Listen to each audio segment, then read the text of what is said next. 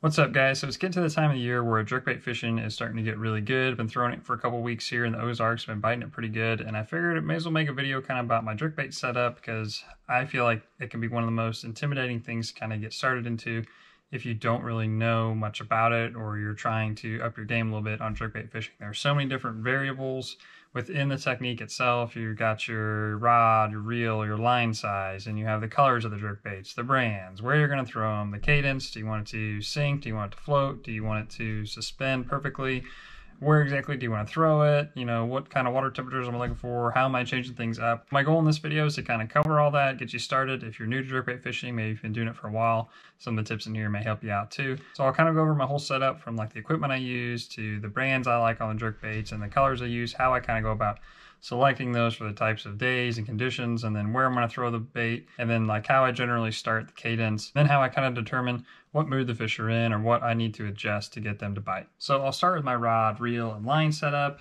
Keep it pretty simple. I prefer a little bit of a shorter rod when I'm throwing jerkbaits. This is actually a St. Croix Legend Tournament. It is a 6'8", medium power, fast action. Pairing that with a Daiwa Tatula SV with 8:1 gear ratio, and I'm pretty much always throwing it on 8-pound fluorocarbon. So a few things about the rod. I want a fast action tip. I want it to be pretty crisp, but I also want it to have some backbone. So that's where the medium comes in perfect for me. You could get away with a medium light sometimes, but I personally feel like it gets a little bit too noodly, not enough backbone when you do hook a good sized fish on it, and then a medium heavy is just too much. So the medium is right in that sweet spot.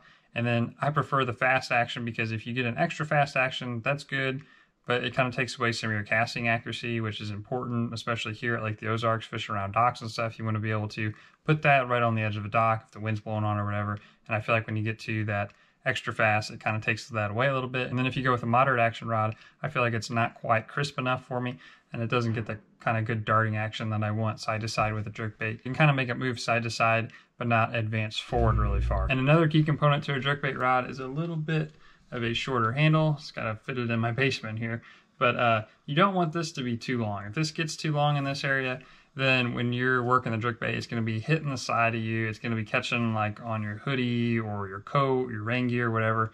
Because I am mostly throwing jerkbaits in kind of the cooler months where I've got more layers on. So you do not have to spend a fortune on a jerkbait rod. I got that one at a pretty good price, much less than what it normally goes for. But that is something to kind of keep in mind. If you can find one that's kind of catered towards jerkbaits, they're usually going to make that handle a little bit shorter. Let's talk about brands of jerkbaits now. So if you kind of look at the market, you're going to notice there is going to be a pretty wide selection of jerkbaits, and within that is going to be a very large difference in price. You're going to be able to get some jerkbaits that are pretty cheap, $6 to $7, and you're going to be able to get some that are $25 and up. So I'm a pretty big believer, and you get what you pay for, and you will definitely notice that in jerkbaits. If you buy some of the cheaper jerkbaits, especially in like that $6 to $7 range, pretty much kind of the bottom of the barrel for jerkbaits, probably notice some differences in some baits, maybe in how they perform. I've experimented with plenty of cheaper jerkbaits and stuff, and I just quit messing with it now because you end up spending more money trying to buy multiples of the same cheap one or wasting time when you know you can just go buy a reliable brand and be done with it. So some of the cheaper brands that you can still kind of work around and work with is the Rick Clunn Lucky Strike jerkbait. That's relatively inexpensive. Then you have the classic Smithwick Rogues. So some people still throw these. I don't really throw them much. They're kind of hard to cast. They don't have the weight transfer system and stuff. And then some of my favorite brands, kind of go-tos, working up the chain here a little bit, would be a Spro McStick. Just a great jerkbait. Not super expensive, but it's quality components, good hooks, good paint. It's got internal rattles, and it's also kind of acts as a weight transfer system when you cast, so you can make good casts with it. Then you have about the same areas as 6 cents per Vogue. Good hooks, quality components. Strike King makes a decent jerkbait. It's not amazing. It's got decent hooks on it. They'll definitely catch fish, but again, it's not probably my most confidence bait. And then working up a little bit more, you get into like Lucky Craft pointers. These are good. This is like a shad color. I've got a little bit smaller profile Lucky Craft pointer here. This is just a little bit smaller jerkbait, but good jerkbait. And then about the same price point or around there, you have Duo Realis. These are good jerkbaits as well. Good paint, good hooks, hardware, everything like that. They're going to perform well out of the package. And then my favorite jerkbait, the one that I have the most confidence in, is a Megabass, specifically a Megabass Vision 110. These are about the top of the market as far as expense goes for kind of like a mass-produced bait that still has phenomenal quality. You have good hooks, good paint, very little variance between the baits. They just perform. It's got the internal weight transfer system, helps you cast. So you're pretty well going to get that when you get up to the little bit higher dollar jerkbaits. You're all going to have very similar things. The difference from that point on is going to be just a slightly different action, slightly different profile, things of that nature. Another good jerkbait that's kind of in the medium price area is a Berkeley Stunna. They've actually done really well, but a lot of the baits are basically kind of some sort of imitation of the Megabass Vision 110. I still think they are kind of at the top of the jerkbait market. So don't think you have to go spend $25 on a jerkbait to catch fish on them. That's not true. You can definitely catch them on the cheaper jerkbaits, but I do think when the fishing is tough, it seems like that Megabass gives you just a few more bites from me, and just most of it I think is probably confidence, and I just have the most confidence in that, so that's what I'm going to pick up. Let's talk about colors. I like to keep it simple. The last thing I'm going to do is open my jerkbait box up, have 50 colors, and be like, what am I going to throw? So here's how I kind of go about it. If it's cloudy, I'm looking for something that is more of a contrasting color, something that's going to stick out a little bit more. Same goes if you have a little bit more color in the water. So let's say it's a real cloudy day, you got just a little bit of color in the water. White's going to be one of my favorite colors. Let's say it's a cloudy day, but the water's got a little bit more clarity to it. You can see, 4 feet, something like that, 5 feet. I'm going to go to a white, but it's a little bit more translucent. And then another example of a good color on a cloudy day with a little bit more clear water is just going to be this Spro Mix stick. I can't remember the exact color of this, but it's kind of clear. You can kind of see through it a little bit. It's bluish back, white side, and it's got the chartreuse stripe on the side. So those are kind of my white-based jerkbaits, what I'm going to throw on more of a cloudy day or a little bit more color in the water. And then another color that I would throw, specifically kind of in the Ozark region, is Ozark Shad right here. This just looks like a gizzard shad. It's not like a really reflective, flashy sided bait. It's more just like a matte kind of finish almost. So it still has good contrast, and that works really well on a cloudy day as well. Now, if it's a sunny day and you're in clear water, I'm going to go for something that's very natural. So I'm going to use for something that's very translucent. You can see through. This is like a Pro Blue color here. So that's a good color to use. You could use something like this Strike King. A lot of light that goes through the bait, and it's not going to stick out like a sore thumb. If it's got maybe just a little bit more color to the water, I'm going to throw something kind of like this matte Pro Blue. It's got just a little bit more contrast to it because it's not quite so see-through, but it still looks very natural. And then the other style bait that I'm going to throw on a sunny day is something that has some flash to it. This is a HTITO Tennessee Shad from Megabass. It's got just kind of some gold silver flash with like a bluish back, and it's got just a little hint of chartreuse underneath the tail there. That's good on a sunny day. Or something like this Lucky Crafts. It's got real bright sides. It's going to give off some good flash. And then if you have just maybe a little bit more color to the water, you don't have to have a lot, but maybe just a little before I would pick this up immediately, would be like your clown colors. These are just very flashy, very gaudy, but they do get bit. Fish like them on those bright sunny days. They just give off a lot of flash, and that kind of draws the fish up to them. So that's how I kind of go about colors. I like to just keep it really simple. I don't want a million different colors, but there are a few kind of niche colors, things that seem to work, whether it's sunny or cloudy. And then you're talking about like smallmouth colors and then specific lake colors. So we'll start with kind of a color that's going to work whether it's cloudy or sunny. It's just an overall really good color, and that is this Elegy Bone from Megabass. This is one of my favorite colors. It's got kind of the clear sides, blue-black, and then it has just a chartreuse belly. This one is totally destroyed. It's caught hundreds of fish. That'll catch smallmouth, largemouth, spotted bass pretty well anywhere across the country on any given day, I feel like. As long as the water's not chocolate milk, that is a good color to throw. And then we'll talk about the smallmouth specifically real fast, and that is going to be like your pinks, your purples. This is Rapala, this is the Sixth Sense. Smallmouth just like gaudy colors. They come up, they're very visual feeders, and I think it just attracts them from a very long way. Even if the water is gin clear, like St. Lawrence River, you can see 25 feet deep, and they will come and hit and chase a bright pink jerkbait or the chartreuse jerkbaits. It doesn't look like anything that they're eating, but they just love it. We'll talk about some specific area colors, what the forage is and things of that nature. But first, we'll start with like some just gaudy colors that kind of just have names. And this Table Rock Special Color from Spro, it looks like the Los Angeles Lakers. This is like the gaudy version of it.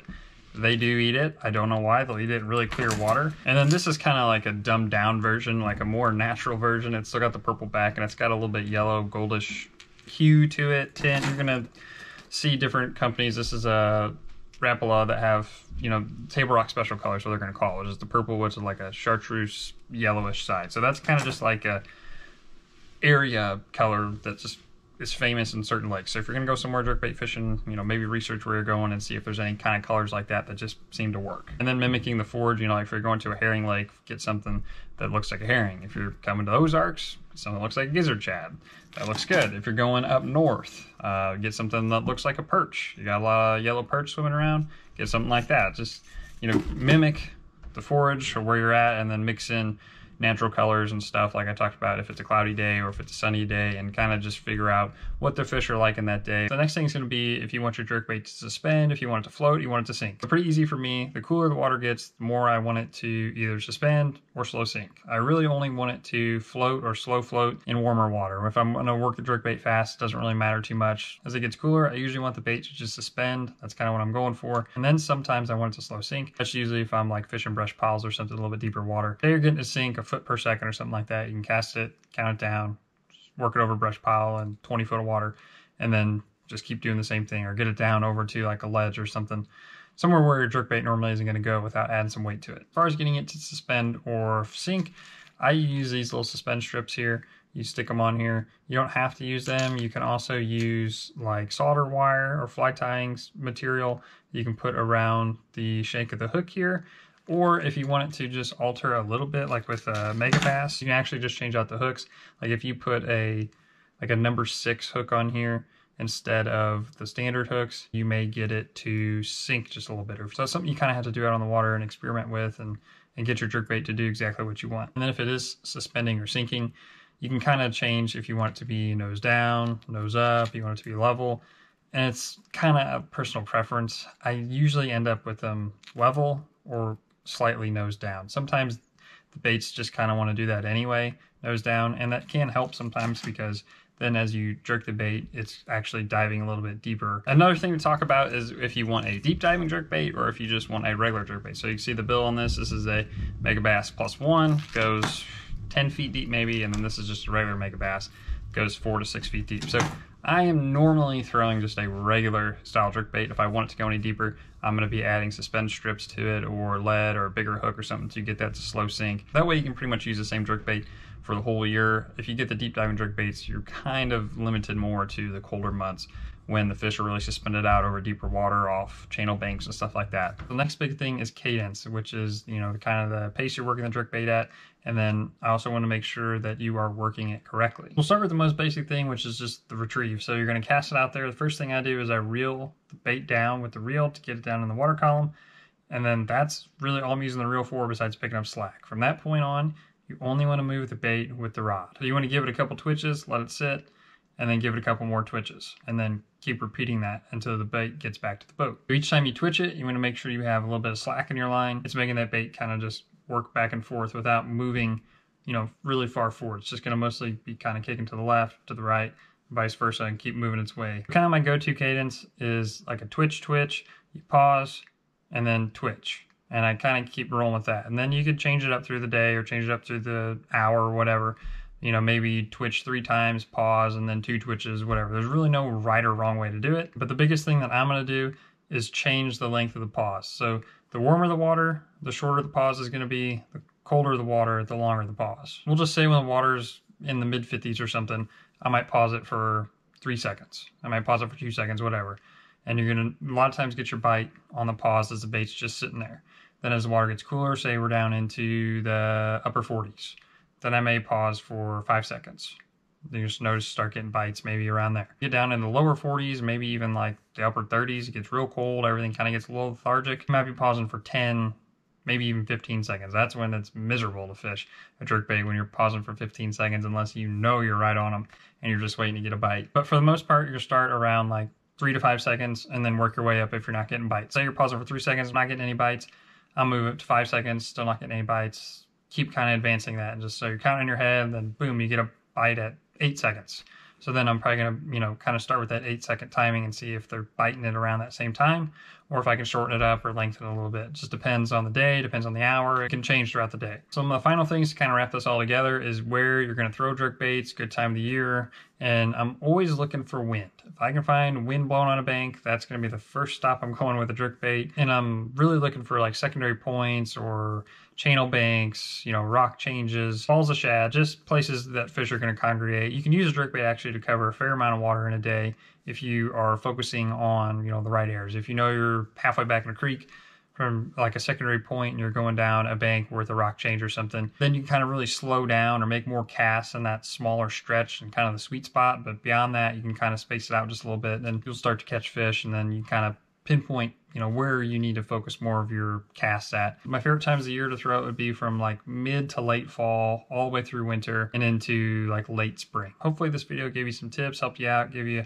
just a little bit of encouragement to get started jerkbait fishing if you haven't. It's a really good technique. It's a lot of fun. There are a lot of variables in it, but you can really make it as simple or as complicated as you want, just like most other things in fishing. At the very least, I hope it gave you enough confidence to get out there, get started, try it, and then kind of, expand on your own and figure out what you like, what you don't like. Thanks for watching, guys.